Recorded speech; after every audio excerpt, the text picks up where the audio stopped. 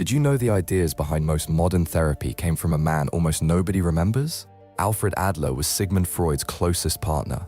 Then he said something Freud refused to accept, that people are not driven by sex.